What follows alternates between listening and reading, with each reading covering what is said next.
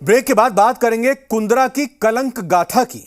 जी media के हाथ राज कुंद्रा की एग्रीमेंट की एक्सक्लूसिव कॉपी मिली है।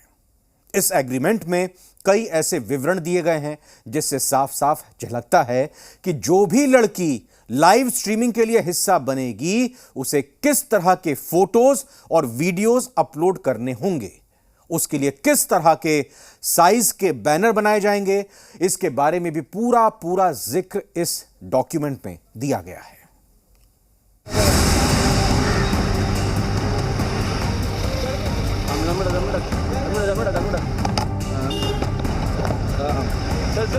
मुंबई के अंधेरी ईस्ट की ये इमारत देख रहे हैं आप।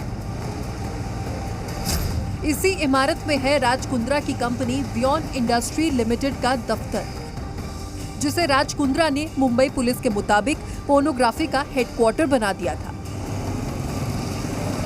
पुलिस ने यहां छापेमारी कर कंप्यूटर्स की हार्ड डिस्क को जब्त किया और सर्वर को सीज कर दिया।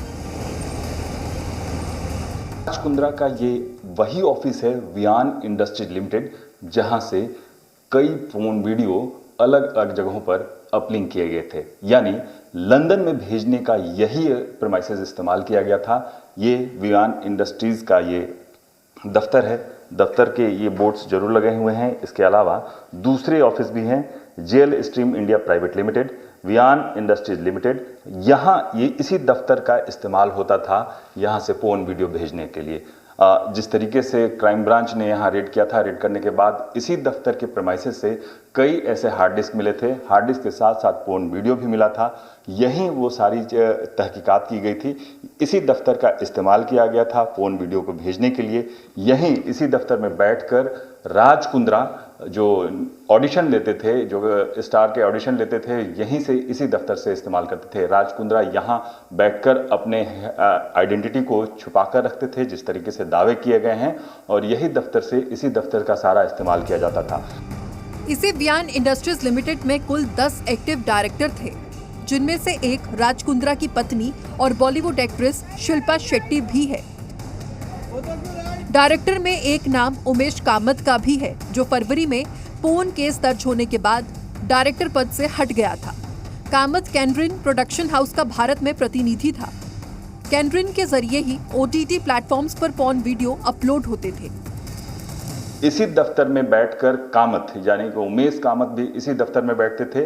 उमेश कामत वियॉन के एक बोर्ड ऑफ मेंबर थे और इसी दफ्तर में बैठते थे। हालांकि उन्हें कैनरिन की तरफ से 70,000 की सैलरी भी दी जाती थी। उमेश को साल 2021 में फरवरी महीने में पकड़ा गया था, जो क्राइम ब्रांच की तरफ से जो इस मामले को बुस्ट किया गया था और इसके बाद पकड़ा गया था। हालांकि उमेश ने वियॉन से अप्रैल महीने में त्याग पत्र दिया, यानी वियॉन के बोर्ड ऑफ डायरेक्टर से उमेश अप्रैल महीने में निकले। ये वही प्रीमाइसेस है जिस प्रीमाइसेस के में जो मैं बात कर रहा हूँ, और इसी प्रीमाइसेस में सारी चीज़ इस दफ्तर में वो सारी चीज़ें मौजूद थी जहाँ से क्राइम ब्रांच ने हर एक CD, हर एक तहकीकात के वक्त ये निकाला है और ये पाया है कि राज कुंद्रा आखिर किस तरह से दोषी थे। वियॉन के लगभग 13 अकाउंटों पर क्राइम ब्रांच की नज़र है, और साथ साथ इसमें जो पैसे का लेन देन हुआ था, जो हॉटशॉट ऐप से जो पैसे का लेन देन हुआ था, उसके बारे में भी यहीं से तहकीकात की गई थी। कैमरामैन सनी पासवान के साथ राजीव रंजन सिंह, जी मीडिया, मुंबई। राज कुंद्रा पोर्नोग्राफी मामले में एक्ट्रेस शर्लिन चोपड़ा ने अपनी बात रखी है। शर्लिन ने दावा किया कि महाराष्ट्र पुलिस को राज कुंद्रा के पाप के बारे में सबसे पहले उन्होंने ही जानकारी दी। शर्लिन ने कहा कि वो अपना बयान महाराष्ट्र साइबर सेल के सामने दर्ज करा चुकी हैं और अब आगे जो करना है वो पुलिस को ही करना है।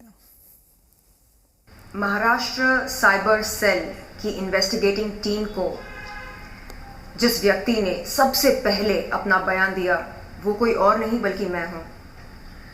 महाराष्ट्र साइबर सेल की इन्वेस्टिगेटिंग टीम को जिस व्यक्ति ने सबसे पहले आर्म्स प्राइम के बारे में जानकारी दी वो कोई और नहीं बल्कि मैं हूं। कहने का तात्पर्य यह है कि जब मुझे समन्स नोटिस भेजी गई थी महाराष्ट्र साइबर सेल के द्वारा, औरों की तरह जो कहते हैं my heart goes out to Shilpa and her kids, मैं अंडरग्राउंड नहीं हुई, लापता नहीं हुई, गायब नहीं हुई। ये शहर या देश छोड़कर भागने की कोशिश नहीं की। कोरोना की